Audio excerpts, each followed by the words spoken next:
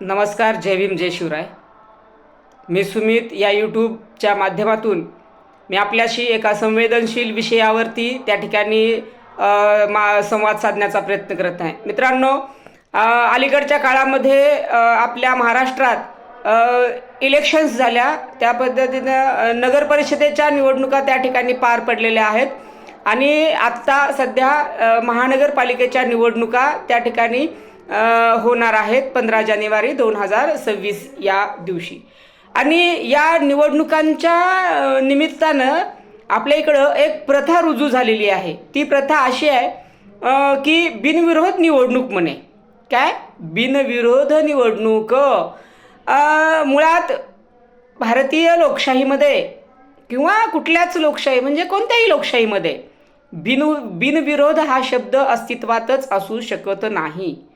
का तर भारतामध्ये आणि भारतीय संविधानानं भारतातल्या प्रत्येक नागरिकाला मताचा अधिकार दिलेला आहे. ज्यावेळेस एखाद्या ठिकाणी मतदान होण्याच्या अगोदरच बिनविरोध म्हणून एखाद्या उमेदवाराला निवडून दिलं जातं आणि त्याला सत्तेवरती बसवलं जातं, याचा अर्थ भारतीय लोकशाहीचा गळा दाबला जातो आहे असा मला सरळ सरळ काढावा वाटतो. कारण आम्ही भारताचे नागरिक म्हणून भारतीय राज्यघटनेनं आम्हाला मताचा अधिकार दिलेला आहे. तो मताचा अधिकार आपण बिनविरोधच्या निमित्तानं हिरावून घेत आहात आणि अप्रत्यक्षपणे भारतीय लोकशाहीचा गळा दाबत आहात, अशी एक टीका मला इथल्या निवडणूक आयोगावरती करावीशी असं वाटतंय. मित्रांनो, आमच्या निवडणूक पद्धतीमध्ये EVM नावाची जी मशीन आहे, त्या EVM नावाच्या मशीनवरती त्या ठिकाणी नोटा नावाचं बटन अस्तित्वात आहे. समजा निवडणुका झाल्या आणि निवडणुकीमध्ये जर मतदारांनी सर्वाधिक मतदान नोटा या बटनावरती केलं आणि नोटाला निवडून दिलं, तर त्या भागामध्ये पुनर्निवडणुका घ्याव्यात अशा पद्धतीची तरतूद आमच्या संविधानामध्ये आहे. आणि नोटा नावाचा पर्याय वापरण्याची आमचा मताचा अधिकार हिरावून घेण्याचं त्या ठिकाणी एक दुष्कृत्य निवडणूक आयोगाच्या माध्यमातून होत आहे. आणि मी तर असं म्हणेल की भारतीय लोकशाही संपवण्याचा तो एक घाट आहे. आणि म्हणून मला अशी भीती वाटते की येणाऱ्या काळामध्ये बिनविरोध नावाचं राक्षस आमच्या मानगुटीवर बसतं की काय. आणि बिनविरोध म्हणजे काही असं नसतं. आपल्या राजकीय व्यवस्थेमध्ये काय होतं माहिती का, एखाद्या उमेदवाराला धमकी देऊन किंवा आर्थिक आमिष दाखवून त्याच्याकडनं फॉर्म काढून घेतला जातो. आणि म्हणून हे अत्यंत धोकादायक आहे. बिनविरोध हा शब्द भारतीय लोकशाहीसाठी धोकादायक आहे. लोकशाही संपवून त्या ठिकाणी हुकुमशाही निर्माण करण्याचे प्रयत्न इथल्या व्यवस्थेकडून होते आहेत. आणि म्हणून त्यांनी सुरुवातीला प्रयत्न केला की नगर परिषदेच्या निवडणुकीमध्ये त्यांनी बिनविरोध त्या ठिकाणी काही उमेदवार निवडून देण्याचा त्या ठिकाणी प्रयत्न केला. आणि आता महानगरपालिकेच्या निवडणुकीमध्ये सुद्धा काही ठिकाणी बिनविरोध उमेदवार निवडून आले अशा पद्धतीनं त्या ठिकाणी जाहीर करण्यात आलेला आहे.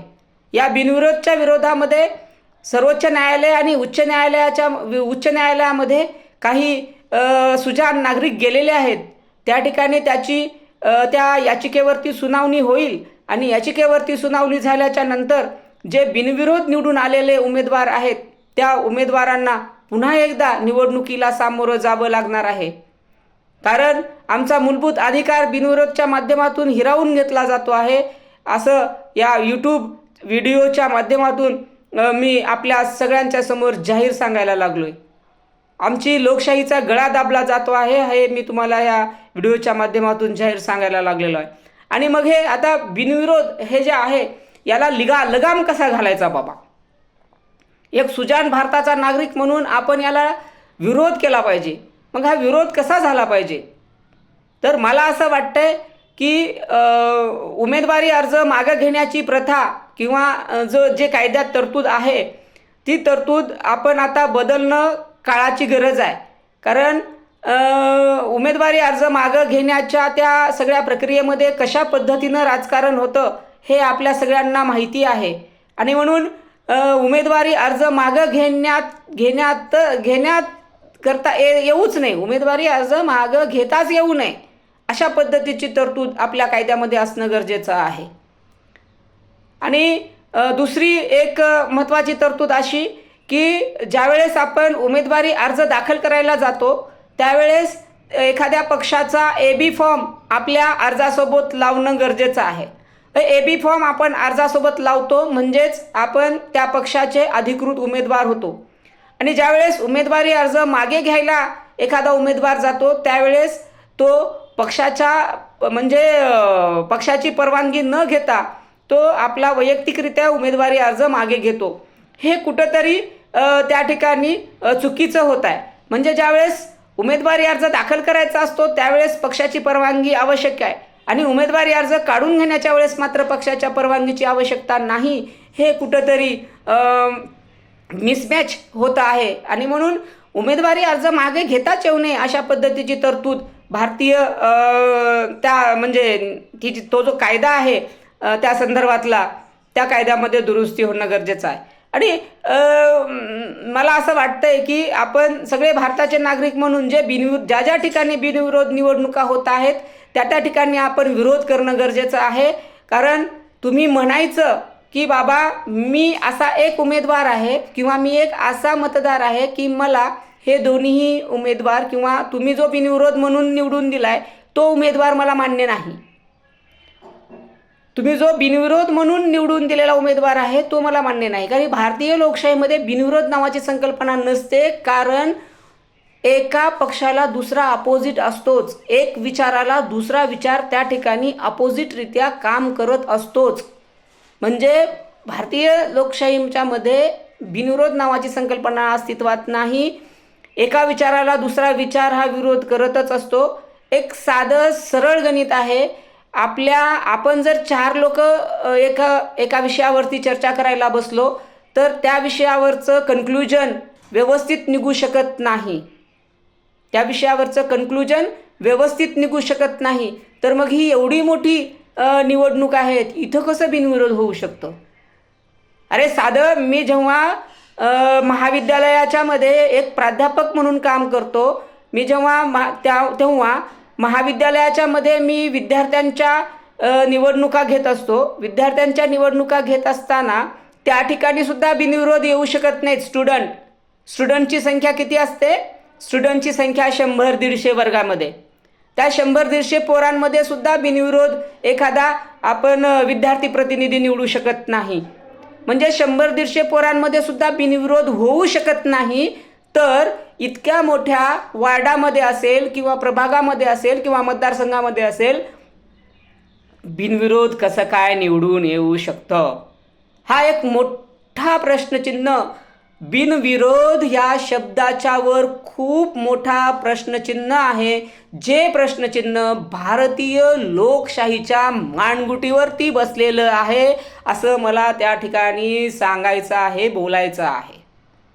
आणि म्हणून आपण एक भारताचे नागरिक म्हणून हा व्हिडिओ पाहत असणाऱ्या तमाम भारतीय नागरिकांना मी एक विनंती करतो की तुमच्या प्रभागामध्ये, तुमच्या भागामध्ये, तुमच्या मतदारसंघामध्ये जर इथून पुढे बिनविरोध नावाचं राक्षस आलं तर त्या राक्षसाचा वध आपण एक नागरिक म्हणून कराल, ही एक अपेक्षा मी त्या ठिकाणी व्यक्त करतो. कारण बिनविरोधाचं राक्षस जर वरचीवर मोठं व्हायला लागलं तर भारताची लोकशाही गिळंकृत केल्याशिवाय राहणार नाही. एवढंच मी आपल्या या व्हिडिओच्या माध्यमातून मी आपल्या सगळ्यांना सांगू इच्छितो. आणि म्हणून भारतीय लोकशाही जर आपल्याला जिवंत ठेवायची असेल तर बिनविरोध ही संकल्पना आपण जी नव्याने भारतीय राज्यव्यवस्थेमध्ये आणि भारतीय समाजव्यवस्थेमध्ये रूढ होते पाहते आहे, या नव्या येणाऱ्या संकल्पनेला, या नव्या येणाऱ्या राक्षसाला आपण त्या ठिकाणी विरोध करणं हे आपली एक सुजाण नागरिक म्हणून काळाची गरज आहे. एवढं बोलतो आणि थांबतो. पुन्हा एकदा आपण सगळ्यांनी मला ऐकून घेतलं